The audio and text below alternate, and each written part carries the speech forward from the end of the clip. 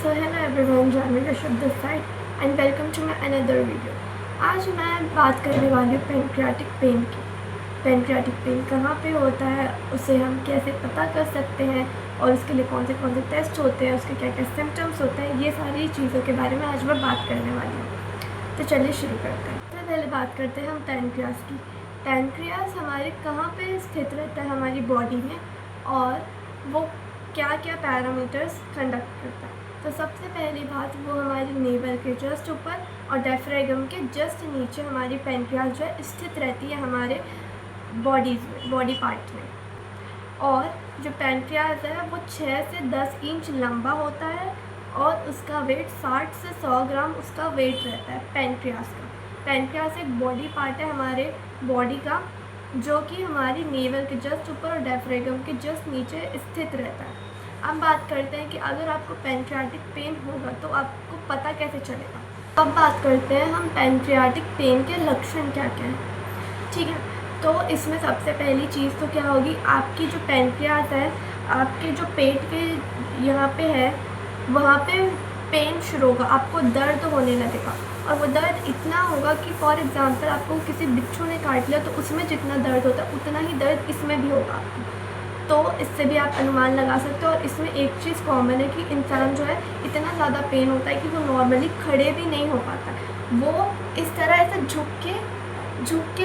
झुका ही रहेगा, क्योंकि अगर वो खड़ा रहेगा उसका दर्द और बढ़ेगा, तो वो झुक के ही ऐसे खड़े रहते हैं। तो इसमें बेसिक कॉमन चीज़ है कि आप जो इंसान जिसको भी पैनक्रियाटिक पेन है वो नॉर्मली खड़े नहीं हो सकता, उसको इतना दर्द होगा कि उसको झुकना ही पड़ेगा, बेंड होना ही पड़ेगा। और क्या होती है इसमें चीज़ें, जैसे जैसे आपका ये पेन बढ़ते जाता है आपकी हार्ट बीट जो है वो भी तेज़ होते जाता है। इस पैनक्रियाटिक पेन में एक चीज़ और कॉमन है कि जो पैनक्रियाटिक पेन इतना दर्द रहता है कि इंसान अगर कुछ खाता भी है, खाना भी खाए या फिर पानी भी पीता है, तो भी वो उसको डाइजेस्ट नहीं होता है, पचता नहीं है।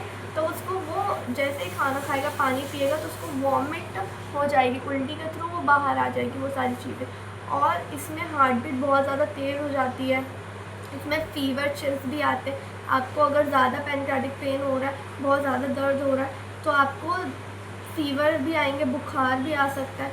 और इसमें क्या होता है कि डाइजेशन तो हो नहीं रहा है, अब जब भी खा पी रहे हैं वॉमिट के थ्रू बाहर आ जा रहा है, उल्टी के थ्रू, तो इसमें क्या होगा, आपका जो डाइजेशन भी अच्छे से नहीं होगा, डाइजेस्ट ही नहीं कर पाएगा, उतनी उसकी क्षमता ही नहीं है इंसान की कि वो डाइजेस्ट कर पाए। और फिर इसमें वो जो स्टूल वो पास करेगा वो भी बहुत स्मेली होगा, थिंकिंग एंड ऑयली स्टूल इसमें पास होगा इंसान को।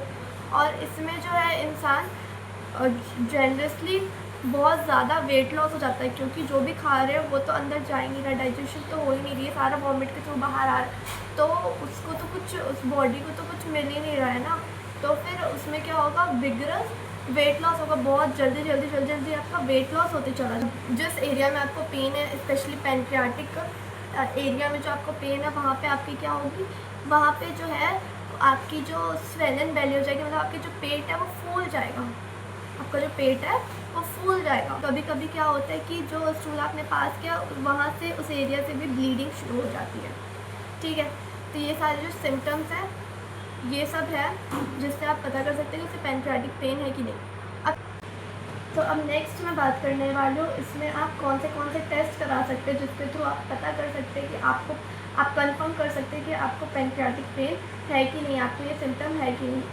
तो सबसे पहला है ब्लड इन्वेस्टिगेशन। आपको अपने ब्लड का टेस्ट कराना होता है, जैसे कि CBC, LFT, serum calcium, serum amylase, lipase, ABG, ये सब टेस्ट होते हैं जो कि आप करा सकते हैं। लेकिन फर्स्ट ऑफ ऑल आपको क्या कराना है, अल्ट्रासाउंड कराना है। अल्ट्रासाउंड कराने से आपको ये पता चल जाएगा कि आपको मतलब आपको श्योरिटी है कि नहीं कि आपको ये जो सिम्टम्स हैं जिसकी वजह से आपको लग रहा है कि आपको पैनक्रियाटिक पेन है वो दरअसल है भी या नहीं।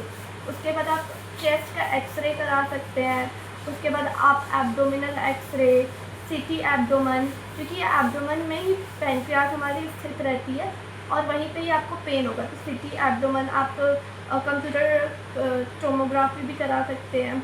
उसके बाद आप MRI, MRA ये सब भी करा सकते हैं, लेकिन इतनी ज़्यादा ज़रूरत नहीं होती है जाने की। आप अल्ट्रासाउंड करा के CT स्कैन और चेस्ट एक्सरे और जो मैंने ब्लड इन्वेस्टिगेशन के में बताया था वो आप करा सकते हैं। तो ये सारी हो गई टेस्ट की बात की जिससे आप कंफर्म कर सकते हैं कि आपको पैनक्रियाटिक पेन है भी या नहीं। तो इसी के साथ आज मैंने आपको बताया कि पैनक्रियाटिक जो पेन होता है वो कहाँ पे होता है, उसके क्या क्या लक्षण होते हैं और आप उसे कैसे कंफर्म कर सकते हैं कौन से टेस्ट करा के। तो ये सारी चीज़ें आज मैंने आपको बताई।